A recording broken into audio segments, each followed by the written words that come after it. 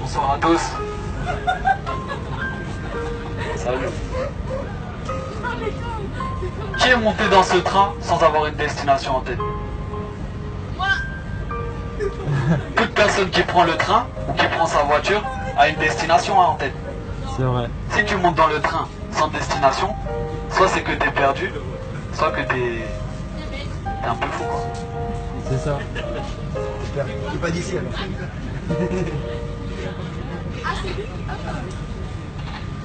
Mais maintenant, est-ce que tu savais que ta vie a une destination aussi? Ouais. Est-ce que dans ta vie, tu sais qu'il y a une destination aussi? Pourquoi tu vis? C'est ma question pour ce soir. Pourquoi tu vis? Voilà, parce que Dieu t'a créé. Gloire à Dieu. Mais c'est pas tout. Il y en a qui vivent, ils travaillent, on se lève, on travaille, on dort, on se lève, on travaille, on dort toute ta vie. Pour avoir le téléphone, quand tu as le téléphone, tu veux la voiture. Quand tu as la voiture, tu veux la maison. Quand tu as la maison, tu veux une autre maison. Même quand tu as une femme, des fois tu veux une autre femme. Mais pour aller où?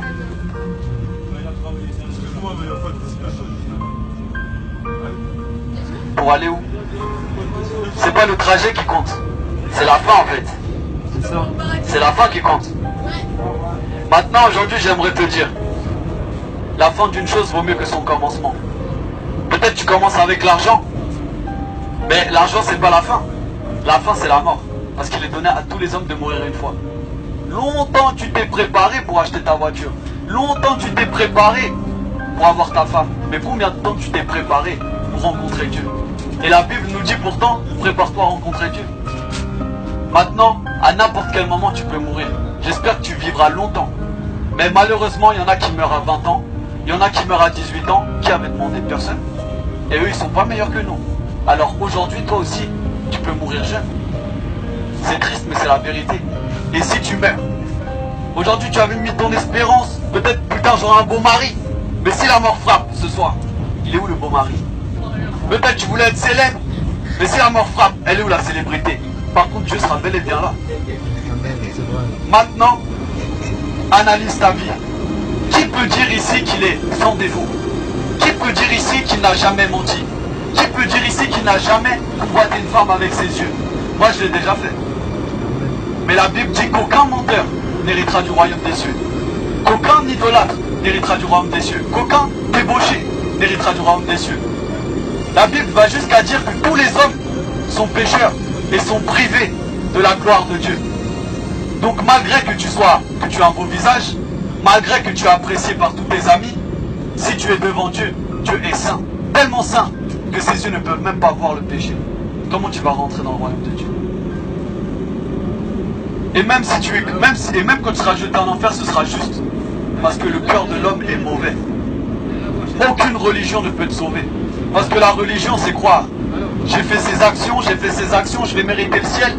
Tu crois que tu mérites le ciel?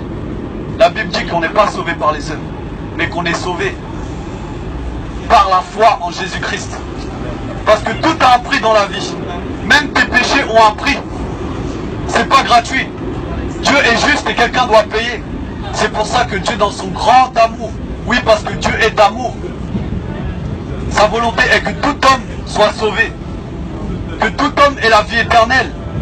Il a envoyé Jésus-Christ, son Fils. Il a bu la coupe de la colère de Dieu. Toutes les fois où tu as menti, toutes les fois où tu as haï, Jésus-Christ l'a subi par amour pour toi.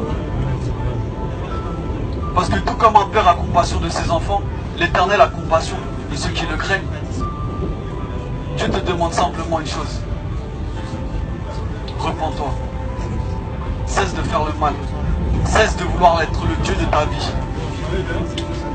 Mets ta foi en Jésus-Christ, tu seras sauvé. Vous savez, dans la Bible, j'ai lu une histoire, je vais la partager avec vous. Attendez, on attend les autres.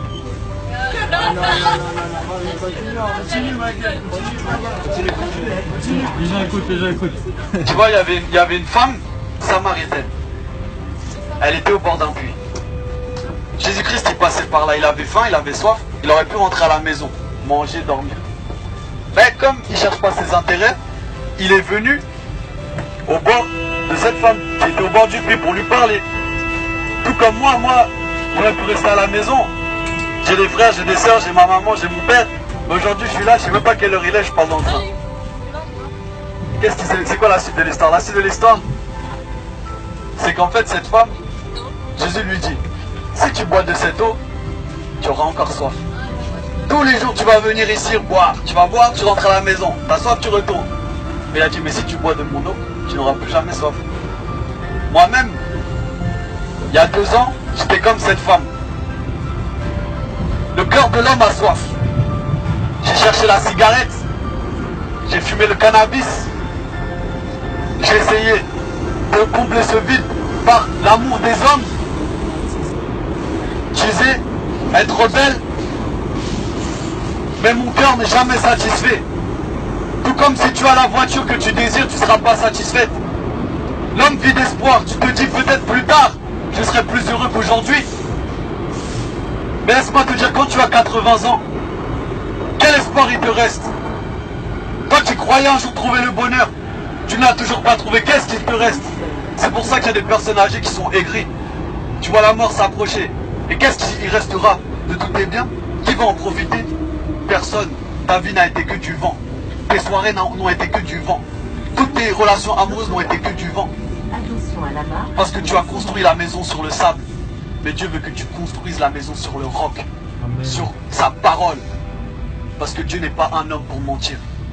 Ce soir, qu'est-ce que tu feras de cette parole? Amen. Mets ta foi en Jésus-Christ.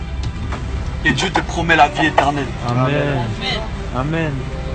Que Dieu vous bénisse.